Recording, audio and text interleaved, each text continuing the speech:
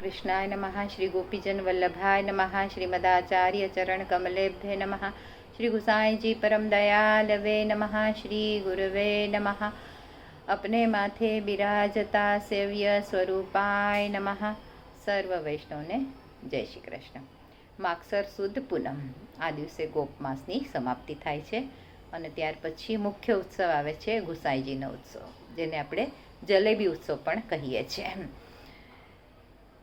તો આ જન્મનો દિવસ હોતો નથી, છતાં શ્રી ગુસાઈજીનો જન્મ અલૌકિક રીતે થયો હોવાથી જન્મોત્સવ કહેવાય છે અને ભવ્ય રીતે ઉજવાય છે। પોતે શ્રીનાથજીએ ભીતરિયા પાસે જલેબી કરાવી ત્યારથી આજ સુધી ગુસાઈજીના જન્મ દિવસે જલેબીની સામગ્રી પ્રભુને અંગીકાર કરાય છે। તેથી આ ઉત્સવને જલેબી ઉત્સવ તરીકે પણ ઓળખવામાં આવે છે। આજે પણ શ્રી ગુસાઈજીના પ્રાકટ્ય ઉત્સવના દિવસે ગુસાઈજીની બેઠકોમાં વૈષ્ણવો અપરસમાં નાહીને ઝારી ભોગ કરે છે, પછી ધોતી ઉપરણા, કેસર સ્નાન, તિલક અક્ષત કરી ભેટ ધરી ચરણ સ્પર્શનો લાભ લે છે, આરતી ઉતારે છે, ન્યોછાવર કરે છે અને બધા જ આનંદ વિભોર થઈ જાય છે। ગુસાઈજીનું પ્રાકટ્ય નોમના દિવસે થયું હતું, કારણ કે 9નો આંકડો પૂર્ણાંક છે, એટલે પૂર્ણ પુષ્ટિ પુરુષોત્તમનું પ્રાકટ્ય છે। જેમ કૃષ્ણાવતારમાં પહેલાં બળદેવજી પછી શ્રી કૃષ્ણનું પ્રાકટ્ય થયું, તેમ પ્રથમ ગોપીનાથજી રૂપે બલદેવજી શેષનાગ પ્રકટ થયા હતા, ત્યાર પછી શ્રી વિઠ્ઠલા અવતાર થયો, એટલે શ્રીનાથજીની આજ્ઞાનુસાર શ્રી આચાર્યજીએ પ્રાકટ્યનો સમય પાસે આવ્યો જાણીને એને પુરાણોમાં આધિદૈવિક વૃંદાવન કહેલું છે એવા ચરણાટમાં જઈ નિવાસ કર્યો।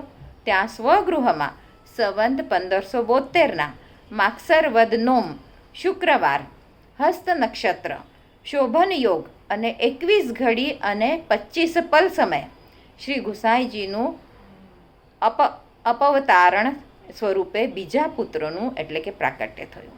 શ્રી આચાર્યજીના મોટા પુત્ર ગોપીનાથજી શેષજીના અવતાર છે, તે પ્રથમ પ્રકટ થયા, બાદ ગુસાઈજી એટલે વિઠ્ઠલનાથજીનો પ્રાકટ્યથી વિરહ દૂર થયો અને તેથી શ્રી ગોપાલદાસજીએ પણ ત્રીજા વલ્લભાખ્યાનમાં ગાયું છે કે પાતાળે શેષ નાગરી જ્યા ઉપર ઇન્દ્રાદિક દેવજી। આ રીતે જન્મ સમયનું અતિ અલૌકિક વર્ણન શ્રી ગોપાલદાસજીએ ત્રીજા વલ્લભાખ્યાનમાં યથાર્થ રીતે કર્યું છે। ધનાશિક રાગ પૂર્ણ છે ને પુષ્ટ પુરુષોત્તમનું પ્રાકટ્ય છે, તેથી તેનું વર્ણન પણ ધનાશ્રી રાગમાં જ થાય છે।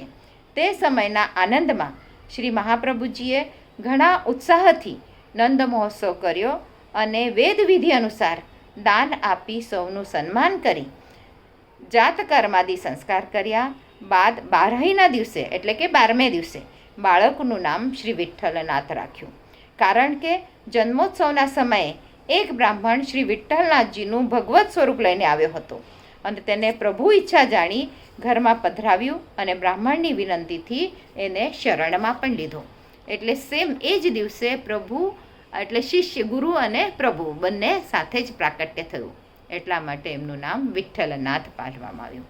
વિઠ્ઠલ એટલે કે અજ્ઞાનતાથી જ્ઞાન તરફ લઈ જવાવાળા વિઠ્ઠલ, એટલે એક પ્રકારે સેવક અને સેવ્ય બંને રૂપથી વિઠ્ઠલ એક જ સાથે સ્વગૃહમાં પધાર્યા, તેથી બાળકનું આ રીતનું નામ રાખવામાં આવ્યું। જ્યારે મહાપ્રભુજી પંઢરપુર પધાર્યા હતા ત્યારે વિઠોબાએ એટલે કે પાંડુરંગ ભગવાને તેમણે પોતાની ઈચ્છા છે એવી આજ્ઞા કરી હતી અને તે અંગે પરમ ભગવદીય શ્રી ગોપાળદાસે પણ વલ્લભાખ્યાનમાં એનો ઉલ્લેખ કર્યો છે। વિઠોબાએ કહ્યું હતું કે આપ ગૃહસ્થાશ્રમ સ્વીકારો, હું સ્વયં આપને ત્યાં પુત્ર રૂપે અવતરિત થઈશ। નેત્ર મળતા વાત કીધી, વચન દીધું હાથ, વચન નિશ્ચય શ્રીનાથે માંગ્યું, કીધી વલ્લભ શિશુ વાત, અમને તો ઈચ્છા એય છે કે હું નંદન તમે તાત।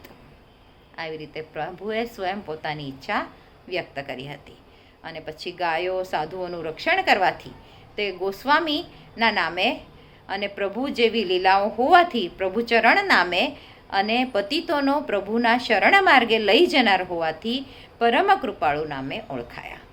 જો કે ગોપાલદાસજીએ પણ વલ્લભ મીઠા આખ્યાનમાં નવઘન શ્યામથી વર્ણન કર્યું છે। તે રીતે પ્રાકટ્યના સમયે શ્રી ગુસાઈજી નવીન મેઘના સમાન શ્યામ વર્ણવાળા હતા અને પોતે ગૌર્ણવર્ણ સ્વરૂપે ચંદ્રાવલીજી સ્વરૂપે દર્શન આપતા હતા. આ રીતનું આપણે ટૂંકમાં માહિતી મેળવી. હજી આગળનું અનુસંધાન આવતા વિડીયોમાં જોઈશું. જય શ્રી કૃષ્ણ. આજના મારા વચનોને પ્રભુ ચરણોમાં સમર્પિત કરું છું. કૃષ્ણાર્પણમસ્તુ. જે કાંઈ ભૂલચૂક થઈ હોય તે માટે ક્ષમા ચાહું છું.